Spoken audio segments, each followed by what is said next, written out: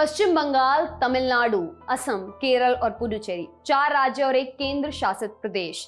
यहाँ विधानसभा चुनाव होने हैं, प्रक्रिया शुरू हो गई है और नेताओं ने प्रचार में खुद को झोंक दिया है।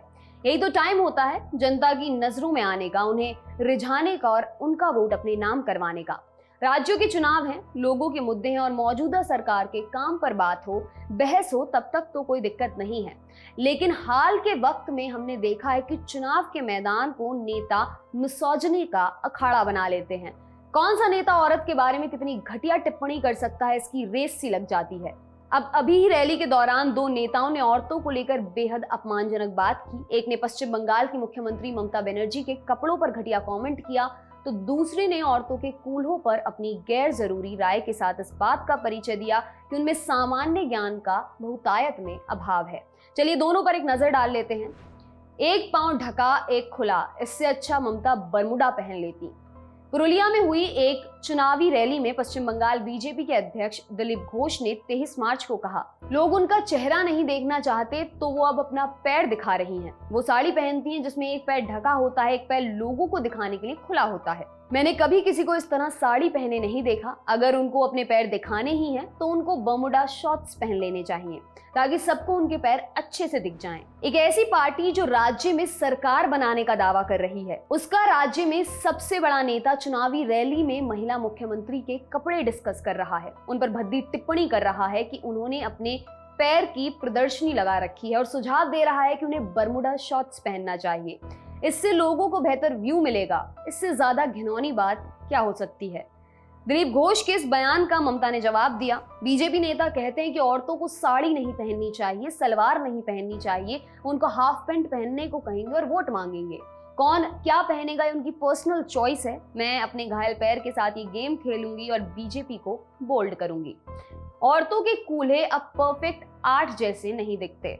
डीएमके नेता हैं दिंडीगुल आई लियोनी। कोयम्बटूर में एक चुनावी रैली के दौरान उन्होंने कहा, आपको पता है कई तरह की गायें होती हैं, आपने विदेशी गायें देखी होंगी, उनका दूध निकालने के लिए मशीनों का इस्तेमाल होता है। आदमी एक बटन दबाएगा और घंटे भर में 40 लीटर दूध निकल जाएगा। वो दूध पीकर सारी औरतें गुब्बारे की तरह मोटी हो गई हैं। पहले औरतों के कूल्हे 8 नंबर जैसे होते थे, वो अपने बच्चों को अपने कूल्हों के ऊपर टांग लेती थी, लेकिन अब अगर वो बच्चे वैसे पकड़ती हैं तो वो फिसल जाते हैं क्योंकि अब वो पीपे जैसी हो गई हैं। आजकल के बच्चे भी काफी मोटे हो गए हैं।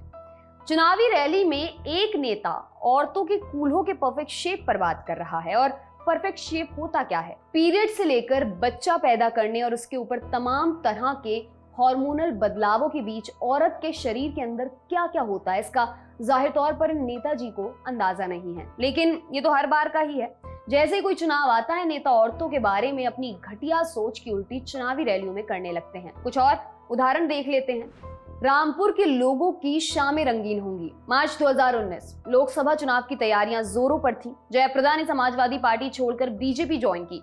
तब बीजेपी ने जया को रामपुर से टिकट दिया था और सपा की तरफ से सीट पर आजम खान चुनाव लड़ रहे थे।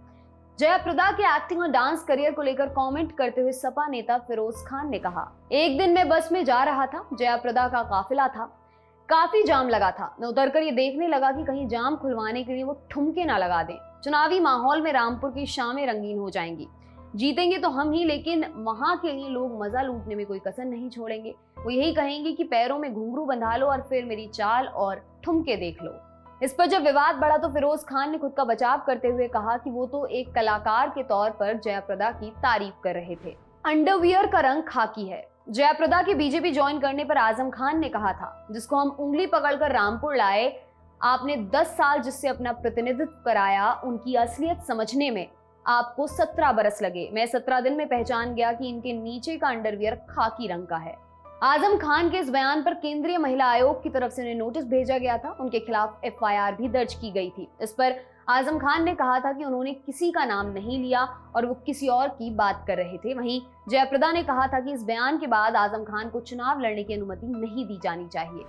हेमा मालिनी के गाल जितने चिकने रोड। हेमा मालिनी के गालों से सड़क की तुलना किसी एक नेता ने किसी एक मौके पर नहीं की। ये कमेंट लालू प्रसाद यादव से लेकर राज्य के मंत्री पदों पर रह रहे दूसरे नेताओं ने भी किया है। 2005 में लालू प्रसाद यादव देश के रेल मंत्री थे। तब उन्होंने कहा था कि वो बिहार की सड़कों को हेमा मालिनी के गाल जितने चिकने बनाएंगे। जब इस पर विवाद हुआ तो उन्होंने कहा था ये बात असल में अटल बिहारी वाजपेयी ने कही थी और बेहद चालाकी से उस बयान को उनके मत्थे मढ़ दिया गया।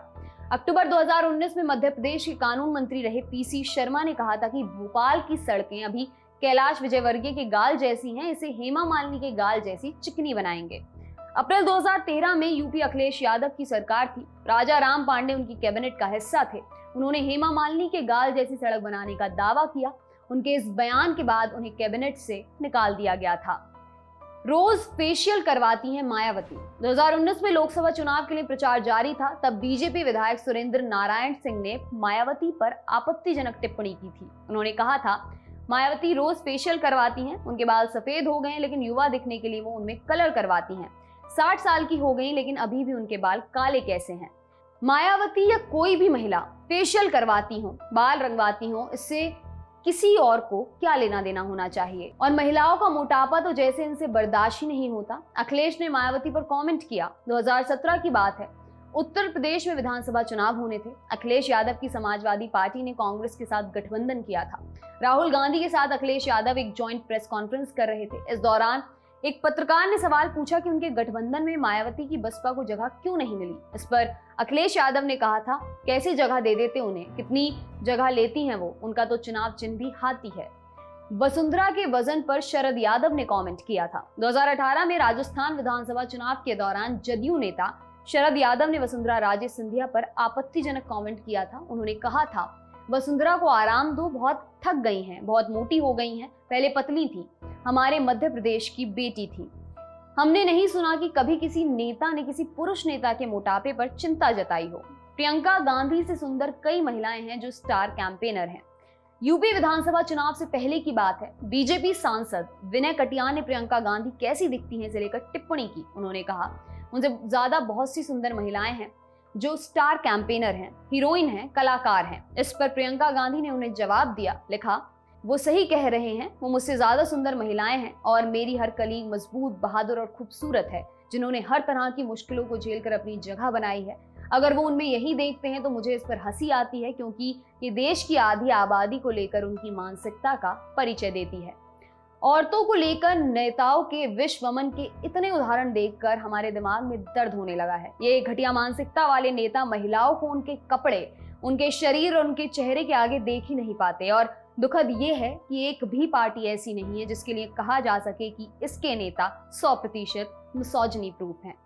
आपके लिए तमाम जानकारी लाई हैं हमारी साथी कुसुम। मेरा नाम है दिव्यांशी। देखते रहिए ऑर्डिनरी। शुक्रिया।